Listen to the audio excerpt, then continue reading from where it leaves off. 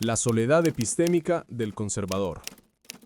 La soledad del conservador no es castigo por haberse quedado atrás, sino el precio a pagar por no haber corrido hacia el abismo como los demás. Existe una forma peculiar de aislamiento que no se manifiesta en la ausencia física de otros, sino en la imposibilidad de compartir con ellos los fundamentos mismos desde los cuales comprendemos el mundo. A esta condición los filósofos la llaman soledad epistémica, la experiencia de habitar un universo de significados que otros ya no reconocen como válidos, de sostener certezas que el consenso dominante ha descartado, no por haberlas refutado, sino por considerarlas irrelevantes o ininteligibles. Es la soledad de quien habla un lenguaje que sus contemporáneos ya no comprenden, no porque les falte vocabulario, sino porque han perdido las categorías que dan sentido a esas palabras. El conservador conoce íntimamente esta experiencia. No se trata de un simple desacuerdo político o de preferencias culturales disidentes, sino de algo más profundo y desconcertante. Se trata entonces de una sensación de que los marcos conceptuales mediante los cuales articula su comprensión de lo real han sido disueltos en el discurso público, cuando afirma que la familia posee un valor intrínseco, que la crianza de los hijos constituye un bien que trasciende las preferencias individuales, o que existe una belleza objetiva que no depende del ojo del observador, no está simplemente expresando opiniones minoritarias, está invocando categorías, intrinsecidad, trascendencia, objetividad, que el arquetipo cultural dominante ha sometido a un proceso de deconstrucción tan exhaustivo que ya no funcionan como moneda común en el intercambio intelectual. Esta disolución tiene nombre y genealogía.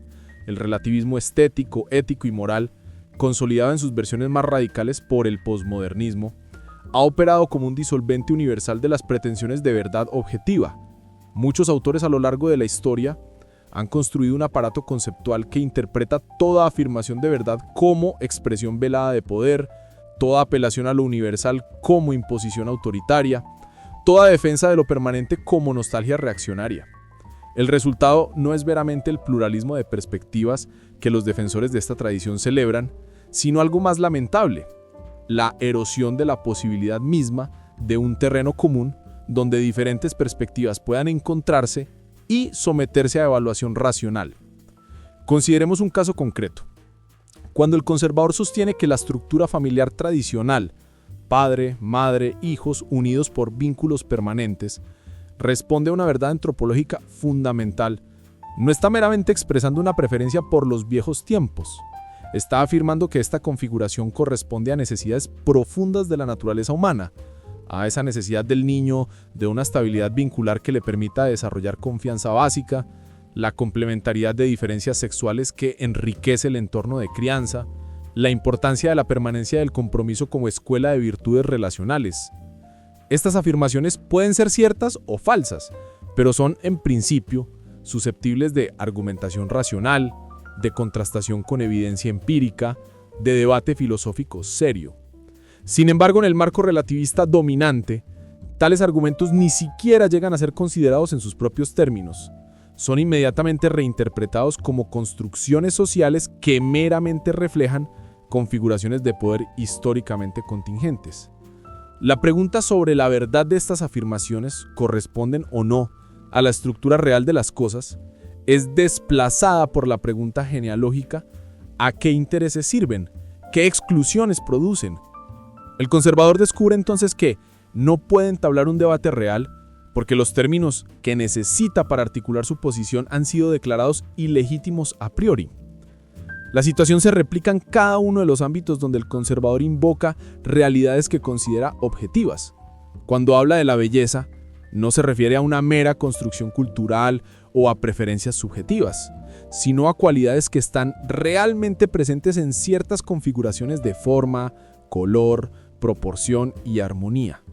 Cualidades que el sujeto percibe pero no crea. Cuando habla de fe, no la entiende como un consuelo psicológico o un sistema de símbolos útiles, sino como una respuesta a una realidad trascendente que efectivamente existe, más allá de nuestras proyecciones. Cuando distingue entre lo bueno y lo malo, lo verdadero y lo falso, no está simplemente trazando líneas convencionales, sino discerniendo diferencias que están inscritas en la naturaleza de las cosas. La objeción progresista es predecible.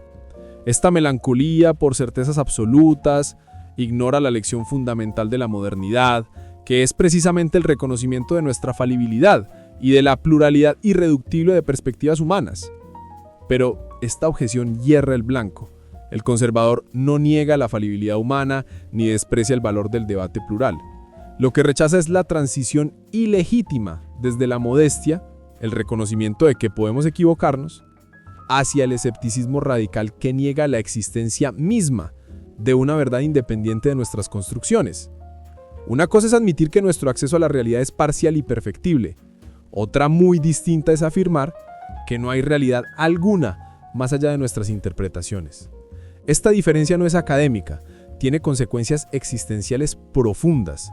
Quien cree que la familia, la belleza, la necesidad de una fe y la verdad moral son realidades objetivas, vive en un mundo profundamente distinto al del que las considera construcciones subjetivas.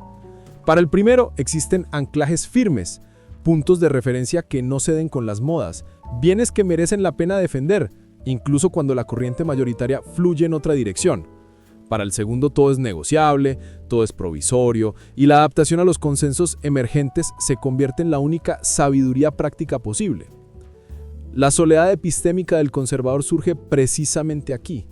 No es que esté solo en sus convicciones, pues existen millones que las comparten, aunque no lo digan, sino que se encuentra aislado en el espacio del discurso público legitimado, donde las reglas del juego han sido establecidas de tal modo que sus argumentos fundamentales no pueden siquiera formularse sin ser descalificados de entrada.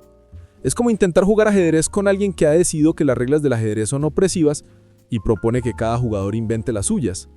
La conversación se hace imposible, no por falta de voluntad, sino por ausencia de un marco común. Esta situación plantea un desafío formidable. El conservador debe encontrar modos de articular sus compromisos fundamentales en un lenguaje que pueda ser escuchado, sin traicionar por ello la sustancia de lo que afirma. Debe defender la posibilidad misma del conocimiento objetivo y la verdad moral en una época que ha hecho de su disolución un axioma incuestionable. ¿No me cree?